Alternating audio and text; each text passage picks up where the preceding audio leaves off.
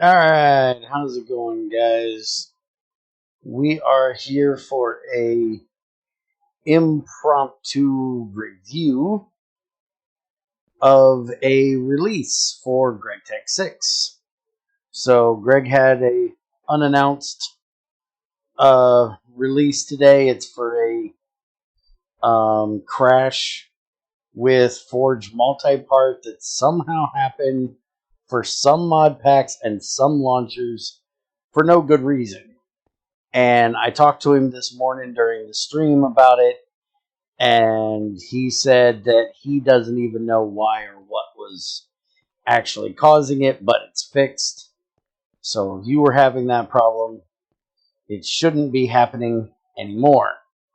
But since that happened, there was also a fix for creepers crashing servers, because Overmind played with them a bit to make them a little more creepy.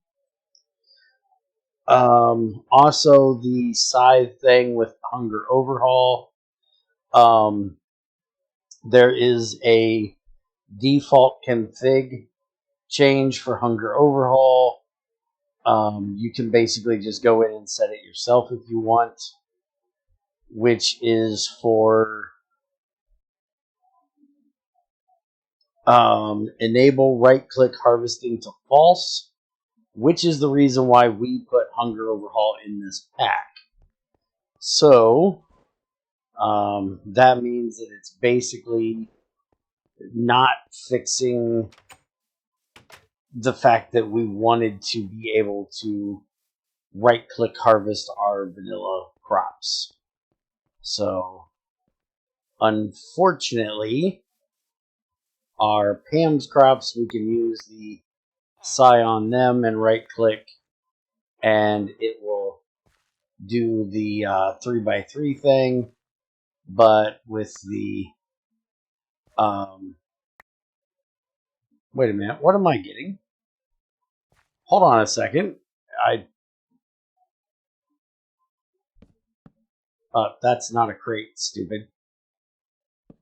Let me get everything out of my inventory, because that's making a click noise when I right click. I just want to make sure I'm not getting something.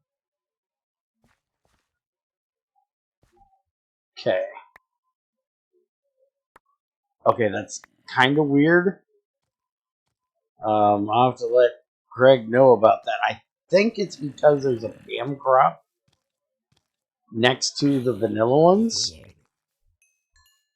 And so it's attempting to, but since it's reading the vanilla one, let's try this real quick.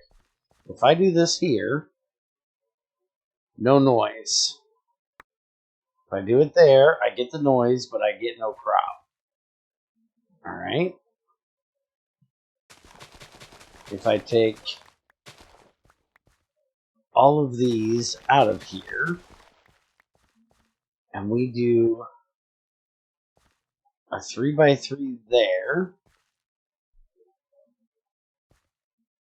it's not going to make the noise because there isn't any ready to be harvested. I'll let them grow and come back and check. But yeah, unfortunately, it works with IC2 just fine. The right click thing, and it works fine with Pam's, but it does not work with vanilla. So those you'll have to do a left click like that, totally harvest, and then do a replant job.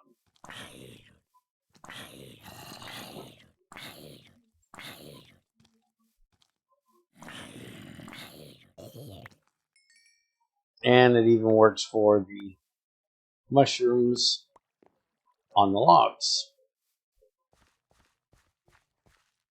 Alright, so let me grab my stuff here.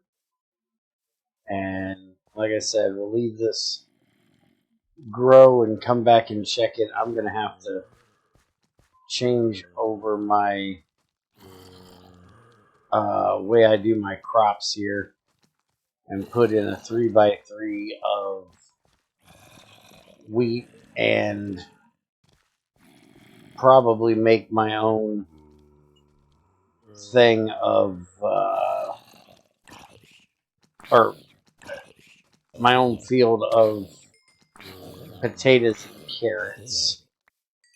I do use them quite often, so it's not a bad idea.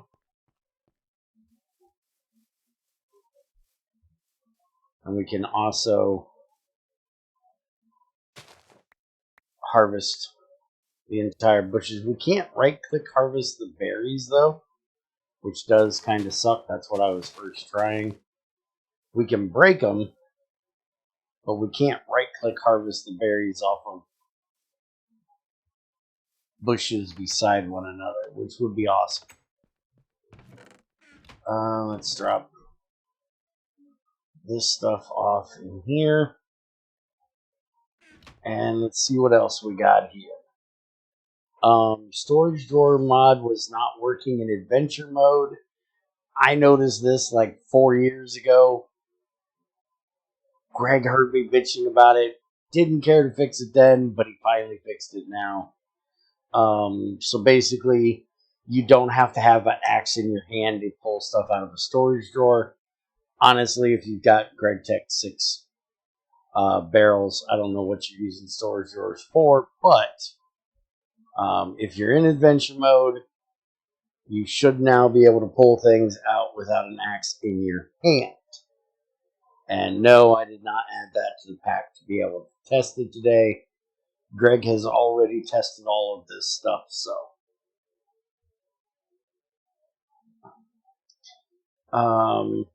The bathing pot and the mixing bowl should now output items more nicely. This is something we talked to him about the other day, and it is quite nice. I've already tried it once to see how it works here. And basically, if you remember in the past when we would put something in here, we had an issue actually with the concrete, where we would put it in, it would jump right back into our main hand. You heard that little pink noise. That means that our rubber pipes have popped out, but they did not pop back into the same slot. If you have a slot on your hotbar, let me get rid of those for a minute. If you have a slot on your hotbar, it'll try to put them there. If you don't, it will try to put them in your inventory. And if you then don't have room, it'll have to put it back in your empty hand. So you won't have to worry about it trying to re-dye, seeing as how some things can be dyed more than once of the same color. So you won't be wasting your dye. Also, it won't just keep putting it in and out. And it's got that nice pleasing little pop noise, so you know it did it.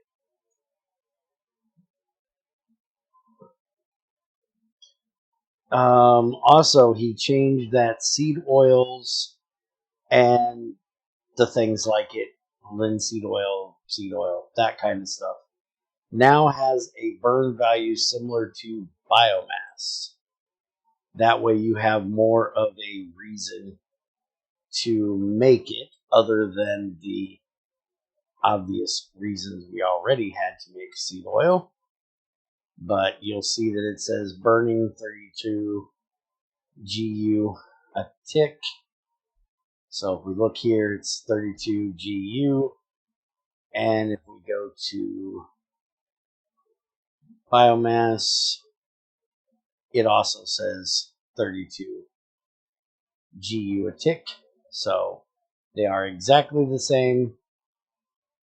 So now if you get all those seed oil barrels, you can actually just use it for fuel if you choose. Which I can't say I disagree much with it, because 32 isn't that much to give. And it's kind of along the lines of, we also have glue that we can burn, and it only gives 4. So it's better than glue, but it's something that we can just dump into a multi-pipe line that goes to our burners, and just, if we get excess, burn off the excess. Especially if you're, using wheat for something, you always end up with tons and tons of wheat seeds that don't really have a whole lot of use. It's a nice way of getting rid of them. Use them to burn for fuel, for energy. And then the last one is going to send us down a little bit of a rabbit hole, and that is that radioactive byproducts got mostly removed or replaced. So the main one here was uraninite. Somebody brought it up that when you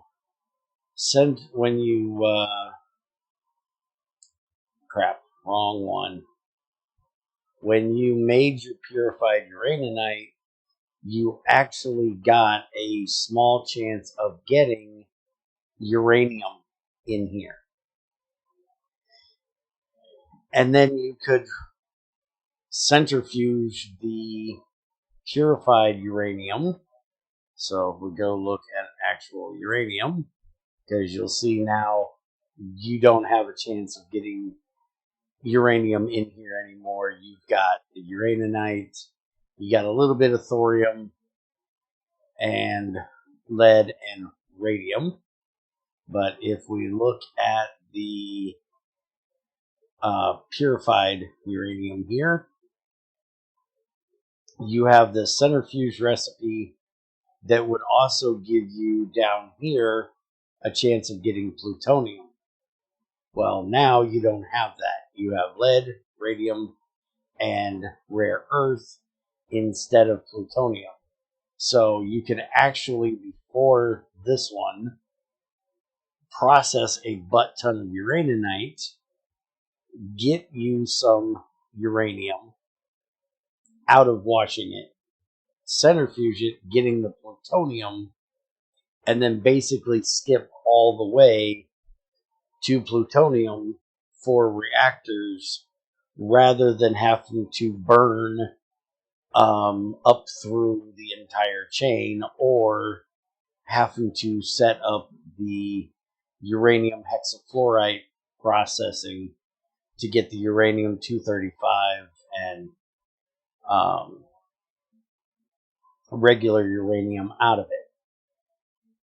So that has all been accounted for now. And when you put your purified or your refined uranium, you actually had a recipe in here to centrifuge again that would give you just a little bit of extra uranium. That has been removed. If you can even get this regular uranium ore, and I don't actually know of any way of getting it. Like you can see here, the only thing that will give it to you is if you use a hammer on IC2 uranium ore, you're going to get uraninite. It does look like Greg needs to fix this recipe. We can get actual uranium ore from IC2 uranium in a rock crusher and in a macerator, rather than the uraninite. So I guess you could go that route if you really wanted to. They are craftable. Hopefully Greg will fix that, because I do believe he had done that with regular iron ore in all of those. Let's see. So macerator. Oh no, it actually gives iron. See, I thought he did away with these recipes where they all gave hematite. But apparently it's only the GregTech recipes that does it, so I guess he's not going to get rid of them. But yeah, that is pretty much the thing. So now if you're using your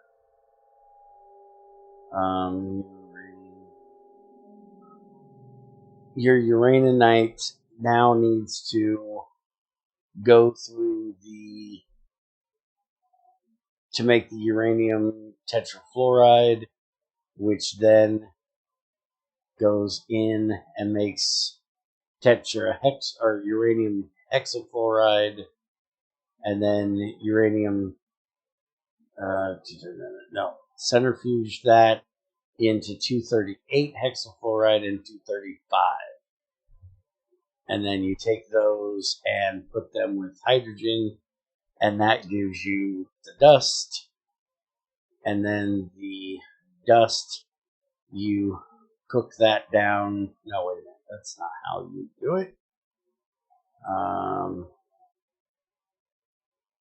Hold on a minute. What the hell?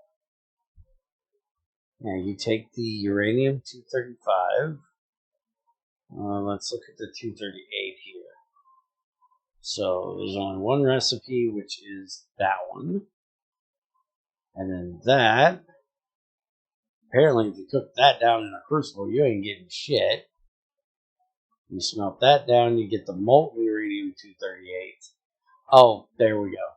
So I guess I didn't realize there was a difference between the regular and the regular fluid and the molten fluid. So yeah, there's where it is. So molten 38, molten calcium, that gives you molten fluorite and molten uranium. And then if you take the 235, you smelter it down, you get the molten 235. And then you basically just can that into, or pour that into rods and then can that into your reactor rods. I will put a card thing up here with the actual processing chain, since I did a horrible job of explaining it right there. But that is taken care of that. And he's actually working on, in the next one, changing enriched naquita as well. So you can actually breed naquita into enriched naquita, stuff like that. So a little bit more coming for that kind of stuff in the next one. But that is the update for today. Now that the whole Psi thing has been worked out, I'm going to go ahead and get the pack update done. So there will be a new version coming out today. So if you have any questions, comments, concerns, let me know. And I will see you guys in the next one. Take it easy.